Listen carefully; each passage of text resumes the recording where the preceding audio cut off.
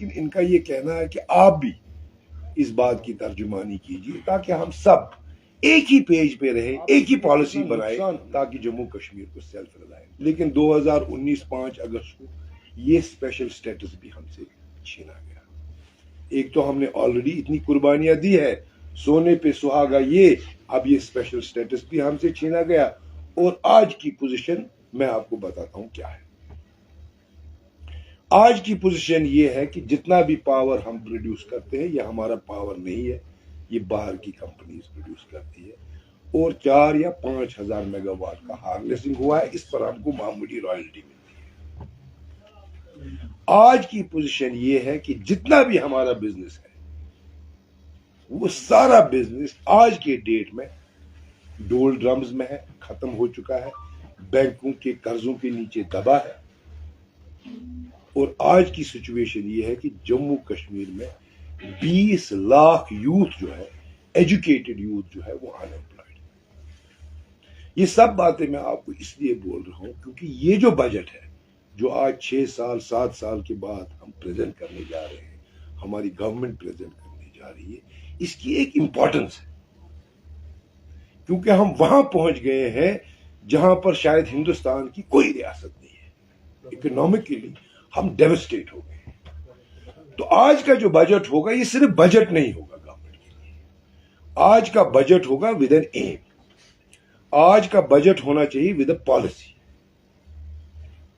आज का बजट ऐसा होना चाहिए, ये अबव पार्टी लाइन, जितनी भी हुकूमतें आज के बाद आएंगी, 5 साल के बाद चेंज होगा और हुकूमत आएगी और पार्टी आएगी, लेकिन आज हमें ये पॉलिसी बनानी है जिससे हम जम्मू कश्मीर के लोगों को इकोनॉमिकली सस्टेनेबल बनाए। अंग्रेजी में एक कहावत है कि if you give a man a fish you feed him for a day, but if you teach him how to fish you feed him for a lifetime. यही पॉलिसी हमको जम्मू कश्मीर में चाहिए। लिहाजा ये बजट बहुत इंपॉर्टेंट है।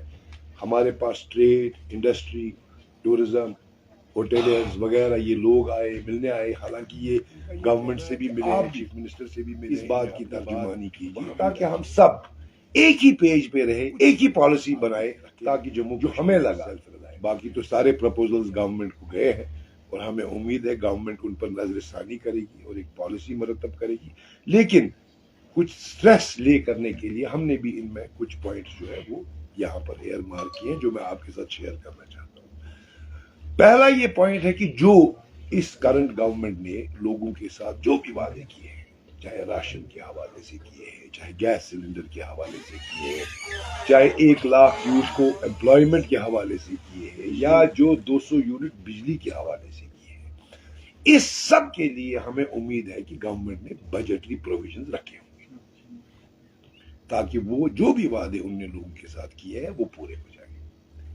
इसके अलावा जो हमको लगा कि मेन पॉइंट जो है वो ये है कि पहले ही यहां जम्मू कश्मीर में आप देखते हैं हर रोज किसी न किसी कारखाने की, किसी न किसी मकान की, किसी न किसी जमीन की नीलामी होती है बैंकों के जरिए से। इन 30-40 सालों में आपको ये समझना होगा यहां पर सिर्फ एक बैंक ने काम किया है, वो है जम्मू कश्मीर।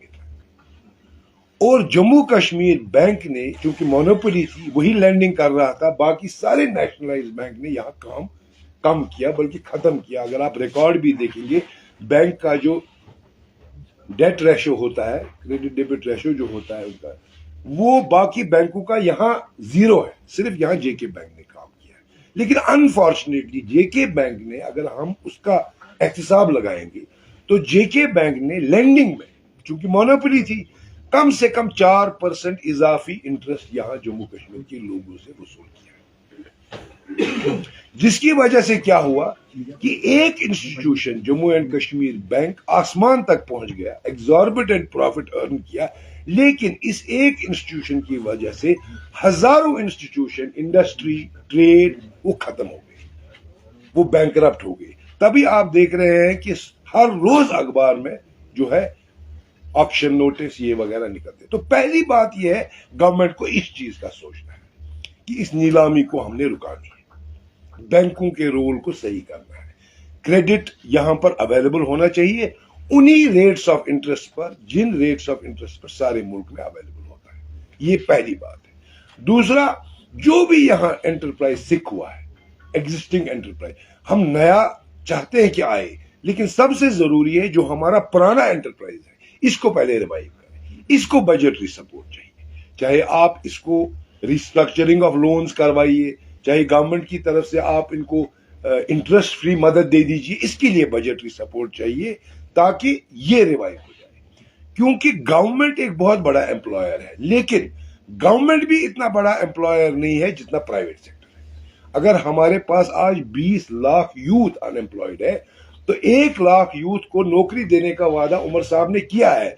19 लाख यूथ के लिए हमारा क्या प्रोग्राम है, ये जरूरी हमें सोचना है। तो उसके लिए प्राइवेट सेक्टर को हमें उठाना है, और जो हमारा एग्जिस्टिंग प्राइवेट सेक्टर है उसको रिवाइव करना है, क्योंकि उस एग्जिस्टिंग प्राइवेट सेक्टर में से भी बहुत सा एट्रिशन हुआ है, बहुत सारे जॉब्स लोगों ने लूज किए हैं। तो पहली हमारी मजबूरी यही है कि हम जो एग्जिस्टिंग हमारा इंफ्रास्ट्रक्चर है इसको ठीक करें, इसके लिए बजटरी सपोर्ट दें, इसको सपोर्ट दें। इसके लिए क्या करना पड़ेगा, इसके लिए आपको एक चीज याद रखनी है, इन 5 सालों में बहुत सारे कानून ऐसे आए हैं जिससे हमारी हालत बहुत खराब हो गई है।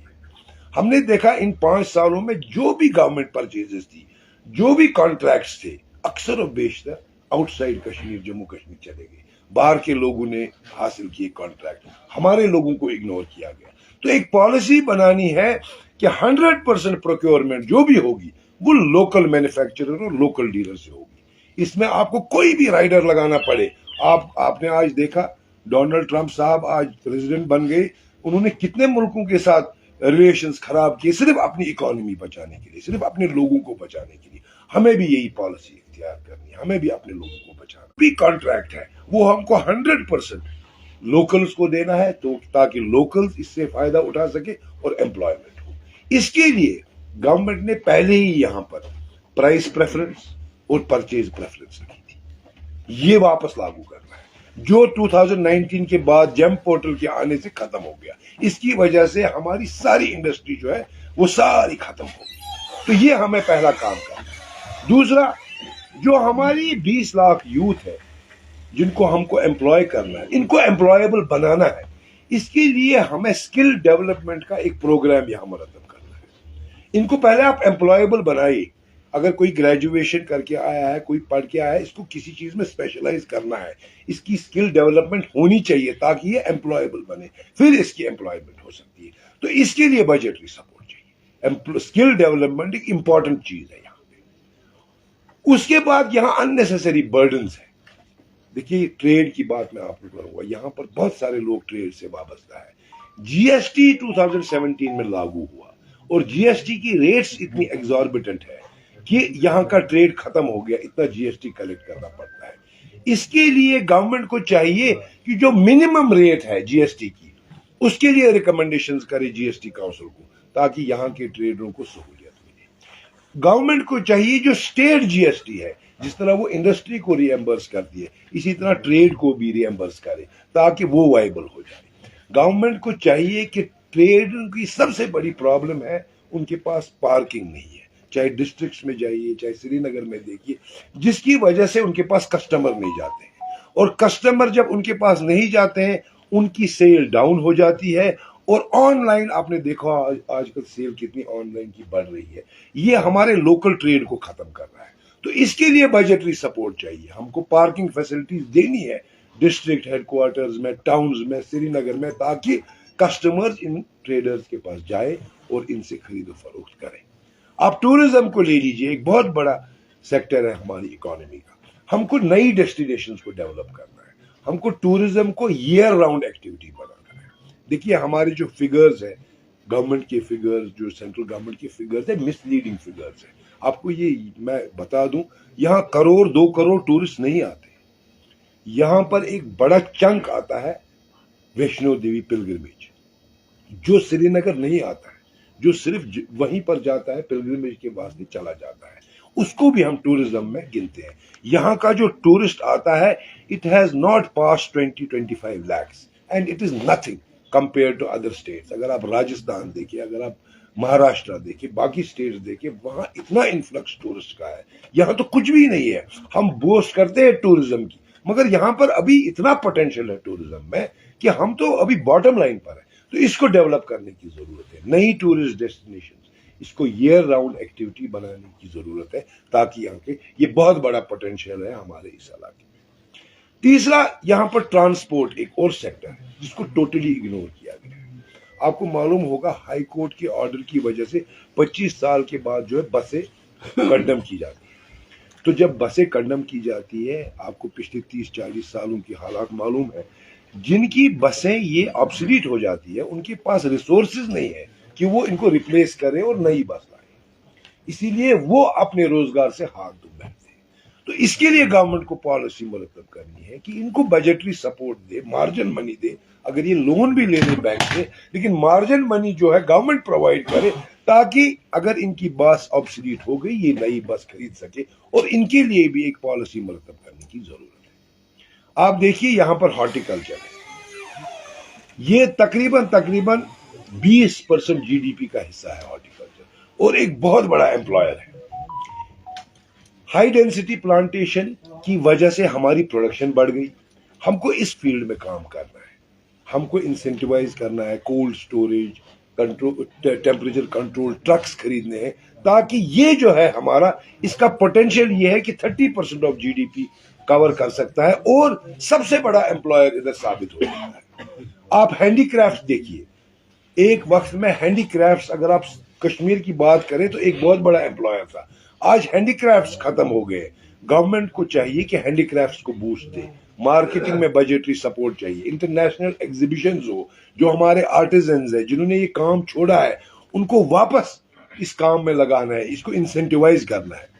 गर्ज ये बजट जो है, इस बजट में एक पॉलिसी के तहत सब अनाउंसमेंट होनी चाहिए, जिससे हमारा ट्रेडर, हमारा ट्रांसपोर्टर, हमारा टूरिज्म प्लेयर, हमारा एग्रीकल्चरिस्ट, हमारा हॉर्टिकल्चर वाला, इन सब को बूस्ट मिले, ताकि हम सेल्फ रिलायंस की तरफ चले जाए। गवर्नमेंट सेक्टर में अगर आप आए तो वहां भी इश्यूज है। एक बहुत बड़ा सेक्टर है हमारा, 4-5 लाख लोग एम्प्लॉइज है गवर्नमेंट की। ये हमारी इकोनॉमी में एक बहुत बड़ा रोल अदा करता है। 30-35 हजार करोड़ का इन्फ्लक्स हमारी इकोनॉमी में गवर्नमेंट एम्प्लॉयमेंट की वजह से होता है। इसमें भी हमारे सुनने में आया है कि 61,000 जो एम्प्लॉइज है रेगुलराइज नहीं हुए हैं मुख्तलिफ डिपार्टमेंट्स के, तो उनको रेगुलराइज कर रहे हैं। इसके लिए बजटरी सपोर्ट चाहिए। एक सेकंड एक मिनट, ये बजट के लिए ये जो आपने सारे ये ग्रीवेंसेस बताए, ये सबको पता है जी। आप बताइए कि what is the main purpose of this press conference. मैं वही कह रहा हूं कि गवर्नमेंट को हमारी तरफ से ये प्रपोजल है कि वही मैं कह रहा हूं कि इन बजटरी प्रोविजंस का ख्याल रखें। ये चीजें बहुत जरूरी है। गवर्नमेंट में ये जो 61,000 एम्प्लॉइज है, इनको रेगुलराइज कर दीजिए। जब तक ये रेगुलराइज हो जाए, इनको मिनिमम वेजेस एक्ट के तहत लाइए। देखिए, एक बहुत बड़ा मसला मुझे याद आया, यहाँ पर जब प्राइवेट एंटरप्रेन्योर गवर्नमेंट को सप्लाई करता है तो उसकी पेमेंट जो है बहुत डिले होती है। आज भी अगर आप कॉन्ट्रैक्टर्स के साथ बात करेंगे तो 3-3, 4-4 साल उनकी पेमेंट जो है डिले होती है। अगर आप बिजली फीस भरते हैं, उस पर आप देखिए कितना इंटरेस्ट लगता है। अगर आप जीएसटी टाइम पर नहीं भरते हैं, आप देखिए उस पर कितनी पेनल्टी लगती है। लेकिन एक प्राइवेट एंटरप्रेन्योर का पेमेंट जो गवर्नमेंट के पास है, उसको क्या इंसेंटिव है अगर वो डिले होती है?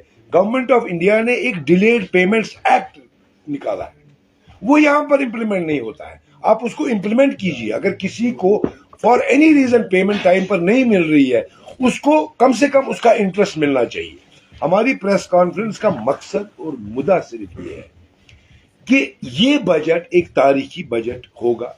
इस बजट को सिर्फ बजट न लिया जाए, ये हमारी दरखास्त है गवर्नमेंट से, बल्कि इस बजट को एक पॉलिसी के तहत मुरतब किया जाए, एक पॉलिसी के तहत बनाया जाए, और ऐसा एक रोड मैप बनाया जाए जो आने वाली हुकूमतों के लिए भी वायबल होगा, जिस पर आने वाली हुकूमतें भी काम करेंगी। और एक वक्त ऐसा आएगा जब आप लोगों में आज इन्वेस्ट करोगे, जम्मू कश्मीर के लोगों में आज इन्वेस्ट करोगे, एक वक्त ऐसा आएगा जब ये सेल्फ रिलायंट हो जाएंगे और फिर यही लोग इस यूनियन टेरिटरी की इकोनॉमी को संवारेंगे बाय वे ऑफ टैक्सेस, जो ये कल गवर्नमेंट खजानों में भरेंगे, चाहे वो जीएसटी होगा, चाहे वो इनकम टैक्स होगा, चाहे वो बाकी टैक्सेस होंगे। तो मैं आप सबका बहुत बहुत शुक्रगुजार हूं, आप आए, और उम्मीद करता हूं कि ये जो हमने अर्ज किया है इसको